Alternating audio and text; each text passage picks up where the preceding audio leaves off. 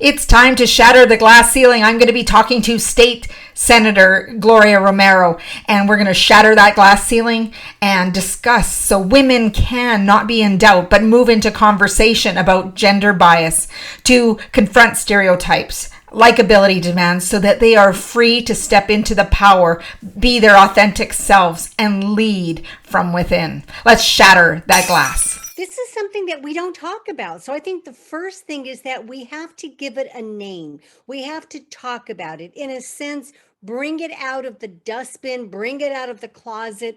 A lot of times when women, especially when we are leaders, we might hear that we are bossy, abrasive, that word that rhymes with witch. It starts with a B. We're told that we are essentially unlikable, and it can be very shattering to us. But when we start understanding the roots and why especially women in strong positions in the business world, certainly in the political world, how we get labeled with this, it's important first and foremost to put a label on it, start talking about it, because even as I wrote the book, I talked with so many women who said, Gloria, that happened to me. So we are not alone. And you know what I find fascinating? We think of these stereotypes and confronting these stereotypes, yet I've even observed them amongst women. So that's, to me, that's, starts with self and starts within our own cohort of women in order to make that change. And we find what you say is absolutely correct. We might think that there is a sisterhood. It really doesn't exist in this world.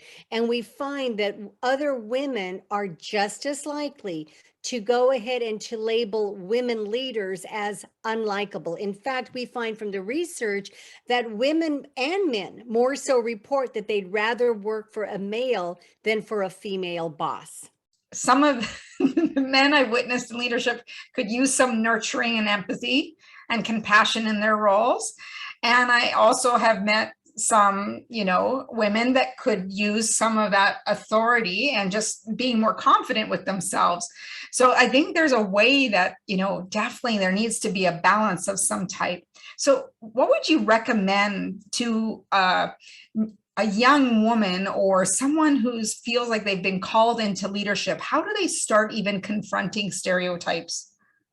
Absolutely. I think first and foremost, and the book goes through to talk about how this really begins in childhood. The sugar and spice and everything nice, and how we raise our children from ourselves, the toys that we play with, the clothing, the labels, honey, sweetheart, dear, rather than my little tough little tiger there. So we go through all of that. I think when we look at women in leadership, I think the first thing is to, first of all, walk in being cognizant of that. And even as we walk into those executive suites, into the corporate rooms, even as we enter as women on that managerial ladder moving up, it's to not be afraid to raise the issue. And as we work out our contracts, I think it's important for us to really objectify what the end goals are. What I mean by that is oftentimes we'll talk about teamwork. We'll talk about how our staff evaluate us, how we get along. And of course, on the surface, we want that.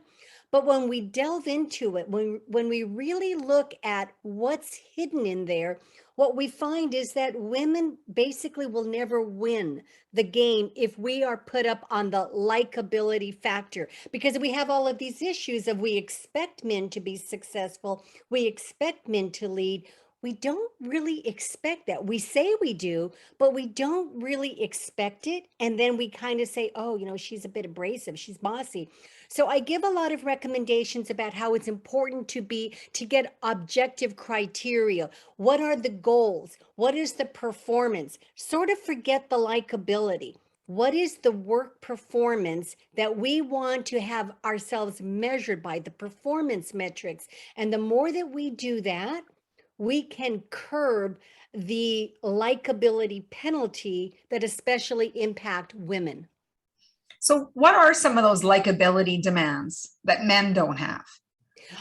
First of all, we can just think about adjectives, and in the book, I talk about both in the corporate world as well as the world of politics, where maybe we might say that a woman is, the Iron Lady. She's the Dragon Lady. We deal with all the labeling. We deal with the expectation overall that how we speak. In my career, for example, I have actually been, sat down and told that I speak with my hands, and I do. And I've been told that this is intimidating. I've been told that I stand when I speak. Okay, what is wrong with that? Yeah. I've been told that I might be more demure. My daughter and I laugh and say, well, should we wear pink on Wednesday? The whole issue of when a woman walks in, how do we project ourselves? How do we look?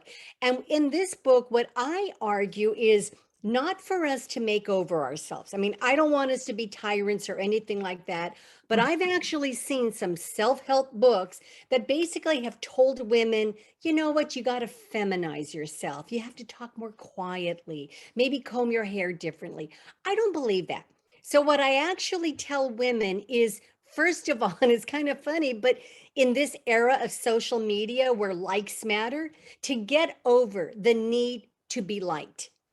Be strong, be your authentic self, show your performance, and win over your colleagues and others by the work that you do, by the outputs that you have. And that's why it's important to get those contracts negotiated ahead of time to the greatest extent that we can, so that we don't get dinged on, well, you know what, she spoke too loud, or she's not that likable, she's a little bit bossy. Because you know what, if we're women and we're leading, probably we're going to be labeled that way.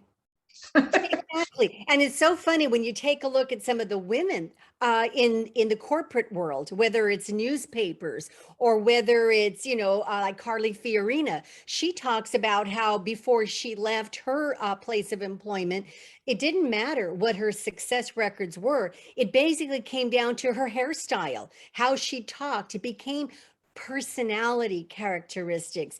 And just as you've said, we might think that about men, but we don't lead with that, because to some extent, the question becomes, is there a mismatch for women being strong and likable? And we typically don't even consider that when we think about men.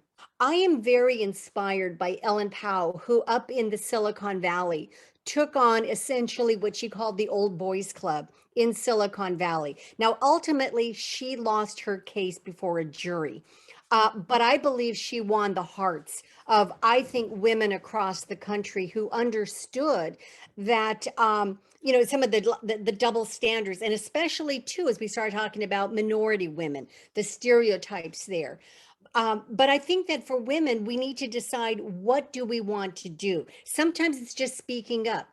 I actually advocate that in addition to speaking up, it's important to file the paperwork. It might be a claim, it might be litigation, it might be arbitration, because the problem is if we only leave it, with ourselves, it becomes anecdotal and we don't have the record.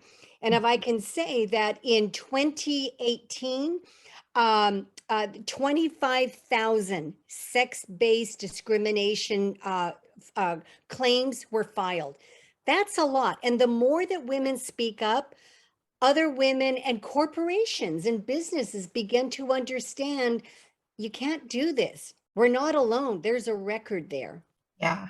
And what I find fascinating is many of these gentlemen have daughters who are moving into leadership positions, and how would they expect their daughters to be treated, or their wives to be treated, as they climb in their careers? Absolutely. I think it's for everybody, for boys and girls. But I especially, and in this book, I talk about like the next generation of women. And that's why, if I can say, the person, and I'm just surprised that more of us don't know about her, Ann Hopkins. This was a woman who was, she was a heavy duty woman. She worked at a major firm. She was actually the first woman who went all the way to the United States Supreme Court back in 1989. And that was the first time that the US Supreme Court ruled that employers cannot discriminate against women on the basis of stereotypes, gender stereotypes. I am shocked that we don't know her name. And so this book, I pay tribute to her because really she opened the door for us. And here we are, though. I mean, 1989, here we are decades later, and we're still finding the same issues. So I want to resurrect her and really think about this significance, the her story, as I say, that she made for all of us. One other thing I also wanted to recognize, I'm actually going to read the quote here because I'm in Canada. And so we had Kim Campbell, the first and only female prime minister in 1993. And you have here, if I didn't speak the way I do, I wouldn't have been seen as a leader. But my way of speaking may be grated on people who were not used to hearing it from a woman. It was the right way for a leader to speak, but it wasn't the right way for a woman to speak.